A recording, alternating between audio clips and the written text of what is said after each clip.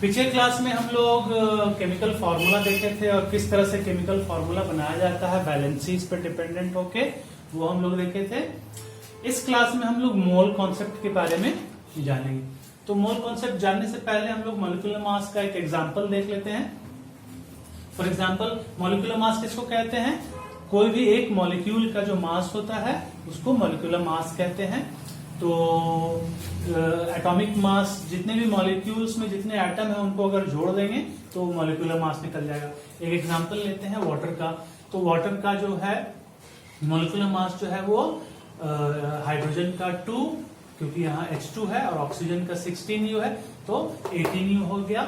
HNO3 का अगर देखें तो हाइड्रोजन का 1, नाइट्रोजन का 14 है, और ऑक्सीजन चूंकि 3 है तो 3 into 16 तो वो 63U हो गया।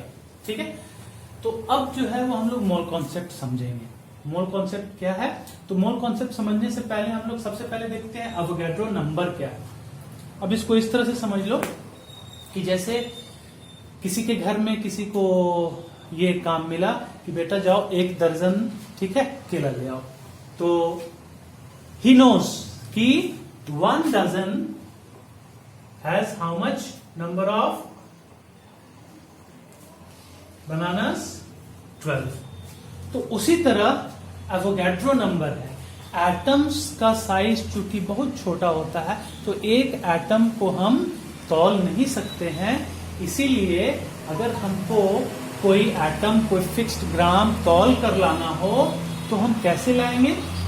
तो उसके लिए एवोगाड्रो एक साइंटिस्ट थे, उन्होंने ये कहा कि जो भी एटम्स होते हैं, या अगर एक ग्रुप ऑफ एटम अगर हम लें तो 6.022 into 10⁻23 एटम्स, मॉलिक्यूल्स या आयंस को एवोगाड्रो नंबर कहते हैं। जैसे 1 डजन में 12 पार्टिकल्स होते हैं, उसी तरह से एवोगाड्रो नंबर में 6.022 into 10⁻23 पार्टिकल्स होते हैं। तो अब देखते हैं कि मोल क्या है। तो a group of 6.022 into 10⁻23 particles is equal to 1 mole। ठीक है, तो एवोगाड्रो नंबर और मोल में बहुत ज्यादा रिलेशन है। अब देखते हैं कि मोलर मास क्या होता है। हम लोग उधर मॉलिक्यूलर मास देखे थे, अब हम लोग मोलर मास देखेंगे। तो मोलर मास क्या होता है? The mass of 1 mole of substance is known as molar mass, और उसको एक्सप्रेस करते हैं हम ग्राम पर मोल। मतलब कि 1 मोल ऑफ सब्सटेंस में कितना ग्राम आएगा। ठीक है, तो जैसे एग्जांपल लेते हैं पानी का, ठीक है, वाटर का। हम लोग को पता है कि वाटर का जो फॉर्मूला H2O है, हम लोग को पता है कि उसका मॉलिक्यूलर मास 16 यूनिट है। हमको ये भी पता है कि उसका ग्राम मॉलिक्यूलर मास जो है वो 16 ग्राम है। तो अब वो कितना मोल होगा, उसमें कितने पार्टिकल्स होंगे?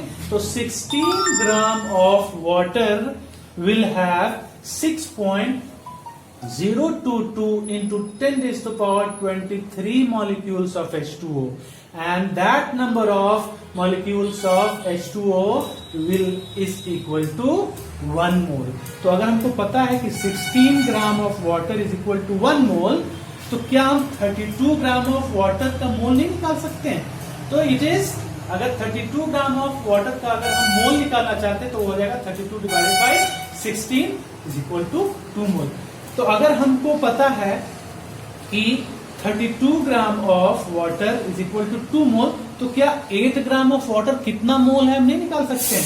तो 8 gram of water is equal to 8/16, that is half mole.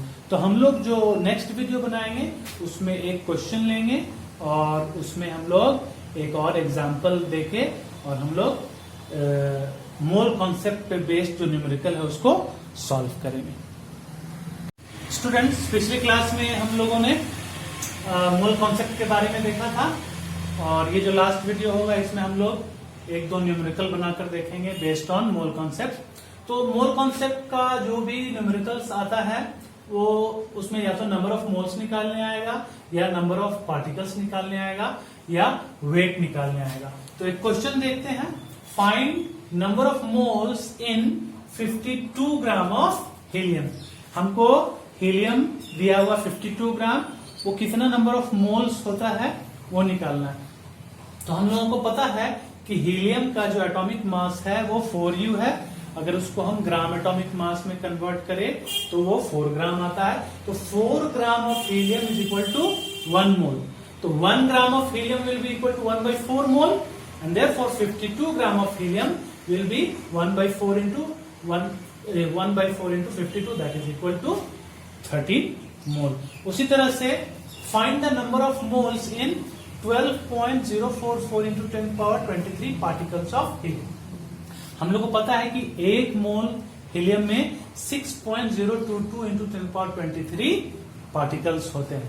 तो 1 particle of helium will have 1/6.022 into 10⁻23 मोल और 12.044 into 10⁻23 particle of helium will have this much of मोल। तो अगर हम इसको डिवाइड करेंगे 12.044 into 10⁻23 और 6.022 into 10⁻23 को, तो ये हमारा लगभग 2 मोल आएगा। अब ये हमारा लास्ट वीडियो था इस चैप्टर का।